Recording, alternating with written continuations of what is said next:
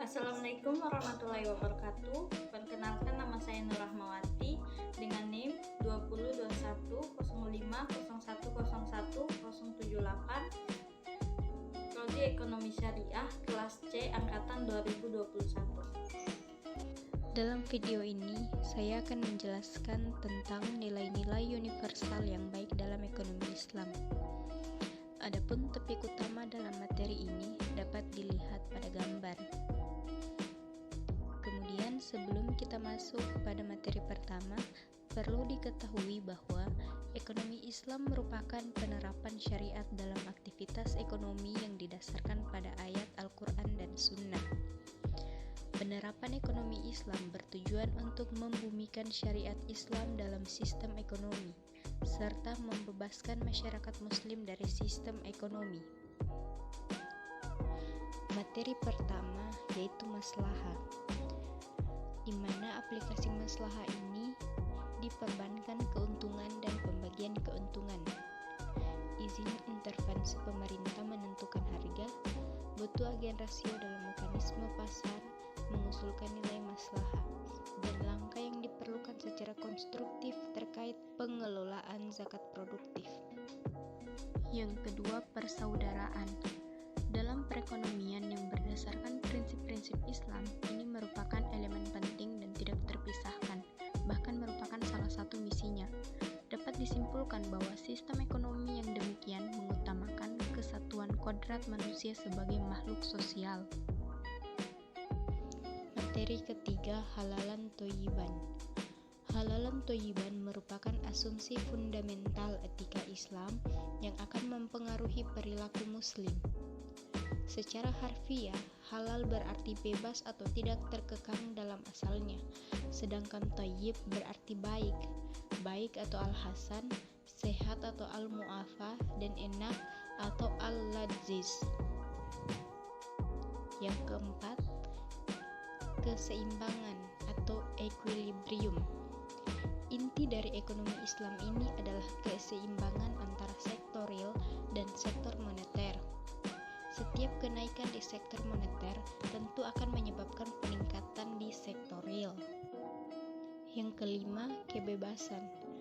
Prinsip kebebasan ini adalah melakukan kegiatan ekonomi seperti pengolahan dan distribusi sumber daya alam seperti kekayaan laut dan darat, seperti pertanian, perikanan, perkebunan, dan operasi ekonomi lainnya. Keenam, tolong-menolong. Sikap peduli dan tolong-menolong merupakan salah satu ciri budaya Islam. Hal ini karena Allah secara langsung mengotorisasinya dalam dalil Al-Quran kepada seluruh umat manusia.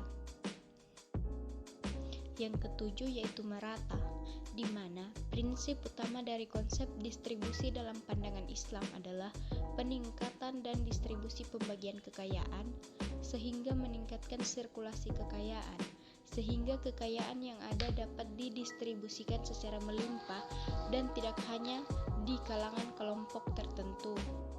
Dan poin terakhir adalah keadilan, di mana tujuan ekonomi Islam adalah memprioritaskan pengentasan kemiskinan dan pengurangan pengangguran. Oleh karena itu, Islam menekankan keseimbangan antara pertumbuhan dan pemerataan. Pertumbuhan bukanlah tujuan utama kecuali dibarengi dengan pemerataan. Materi berikutnya adalah nilai-nilai buruk yang harus dihindari dalam ekonomi Islam. Adapun beberapa topik utama yang akan dibahas dalam materi ini dapat dilihat pada gambar. Yang pertama, riba. Riba dalam bahasa Arab yaitu az-ziyadan yang berarti kelebihan atau tambahan. Riba terbagi menjadi 4. Yang pertama ada riba nasiah, yang kedua riba fadl, yang ketiga riba qardi, dan yang terakhir ribayat. Yang kedua, haram. Haram adalah sebuah status hukum terhadap suatu aktivitas atau keadaan suatu benda. Sedangkan orang yang melakukan tindakan haram akan mendapatkan konsekuensi dosa. Yang ketiga ada najis. Suatu jual beli dipandang sah manakala barang yang diperjualbelikan terdiri dari barang yang suci. Tidak sah suatu jual beli apabila barangnya berupa barang najis, ainiyah, atau secara substansi najis, bukan sekedar terkena najis, serta tidak bisa diambil manfaatnya. Yang keempat, gharar. Secara istilah, merupakan jual beli yang tidak jelas kesusahannya, dan asas gharar adalah ketidakjelasan. Beberapa hal penyebab ketidakjelasan pada barang, salah satunya yaitu fisik yang tidak jelas dan barang bukan milik penjual. Yang kelima, maisir.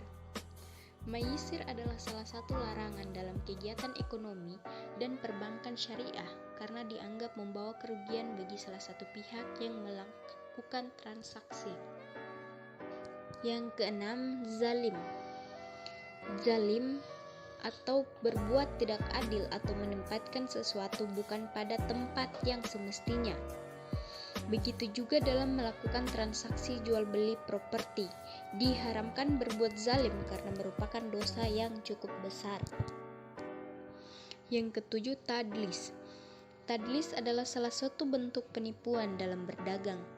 Merupakan bentuk ketidakjujuran seseorang pedagang dalam menjalankan usahanya. Yang kedelapan, subhat. Subhat adalah ketidakjelasan atau kesamaran, sehingga tidak bisa diketahui halal haramnya sesuatu secara jelas. Ada 3 macam subhat, salah satunya yaitu sesuatu yang haram, lalu tercampur dengan halal sehingga menimbulkan keraguan. Dan yang terakhir, khianat. Khianat artinya curang, culas, tidak jujur, tidak lurus hati. Islam melarang praktik usaha yang dijalankan dengan curang, khianat, dan kotor karena dapat merugikan konsumen dan melenyapkan keberkahan usaha.